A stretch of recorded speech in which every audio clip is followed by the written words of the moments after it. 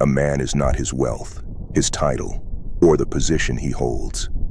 He is not the clothes he wears, the power he wields, or the respect others give him. Strip all that away, and what remains? His heart. Because the heart of a man is his true measure. It is the foundation upon which everything else is built. His personality, his actions, his thoughts, his deeds.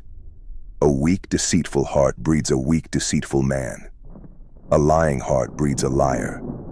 A treacherous heart breeds a traitor. But a heart full of fire, honor, and unshakable will breeds a man who stands tall no matter the storm. A living heart means a man who fights, who loves, who rises despite the odds. A dead heart means a man who has surrendered, who has let fear, weakness, and apathy consume him. A dead heart means a dead man walking. It does not matter what rank you hold, how much gold is in your pocket, or how many people bow before you. If your heart is hollow, you are nothing. A coward in silk robes is still a coward. A rich man with a feeble heart is still a slave to fear. But a man with a heart forged in fire, he remains unbreakable under any circumstance. Whether rich or poor, powerful or powerless, great or forgotten, his heart makes him untouchable. The heart is the sword that makes a man large or small. A man's worth is measured not in what he owns, but in the weight of his heart, the strength of his resolve, the fire that fuels him. A man with a heart full of deception will never know true strength. A man whose heart is fueled by lies and selfishness will never command real respect.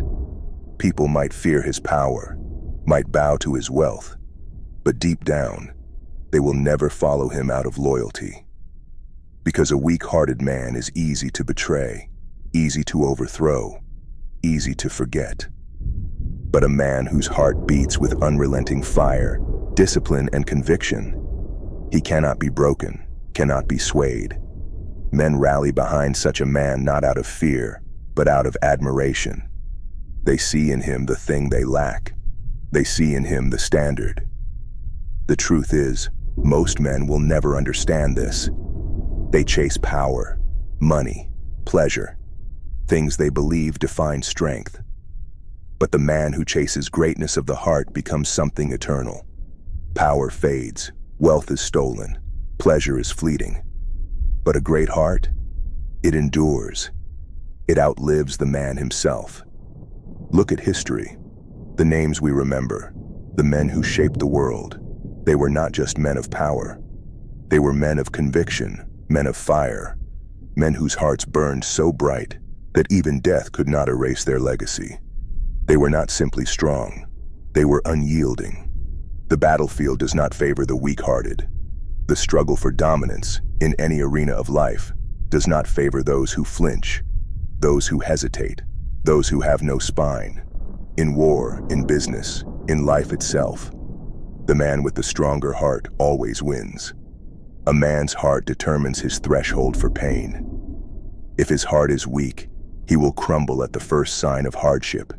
He will look for escape, for comfort, for someone to save him. But if his heart is strong, he will suffer and keep moving. He will endure and still stand. Life will rip apart any man who does not have the heart to withstand it. This is why most men live and die in irrelevance. They lack the will to go further, to push past pain, to keep going when everything in them is screaming to stop. Every failure, every hardship, every betrayal, these are the fires that test your heart. If you break, you were never meant for greatness. If you stand, if you endure, if you refuse to be crushed, then and only then do you become something untouchable. A great heart is not built in comfort. It is built in war. It is built in nights spent alone, in battles fought when no one is watching, in wars waged within the soul. A man does not wake up strong. He becomes strong. And that transformation is brutal. Do not fool yourself. You cannot fake a great heart. You cannot buy it. You cannot pretend to have it. When the world tests you, when the storms come, your true nature is revealed. and the weak are always exposed. Most men avoid the truth. They live in denial of their own cowardice. They cover their lack of courage with excuses. They blame the world. They blame circumstances. They blame others. But the hard truth is this: if you are weak, it is your fault. If your heart is feeble, if your will is breakable, if your resolve shatters under pressure, that is on you. No man is born strong. Strength is built, and those who refuse to build it deserve to be crushed. The world has no place for the weak-hearted. It tramples over them. It humiliates them. It uses them as stepping stones for those willing to embrace hardship. If your heart lacks fire, if your spirit lacks edge, you will be left behind. Great men do not complain. They do not cry about their burdens.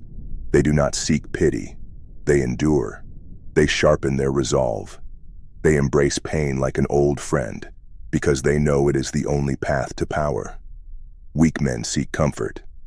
They look for shortcuts, for ways to escape the battle. They drown themselves in distractions, chasing pleasures that only leave them empty.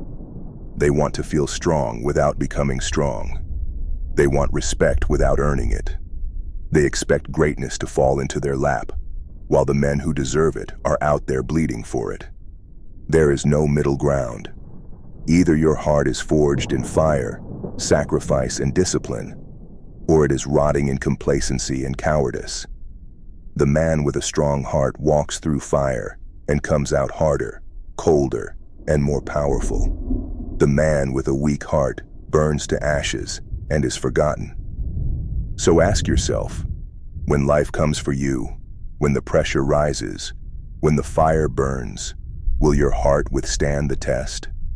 Or will you fold like the countless others who have let fear, doubt, and weakness consume them?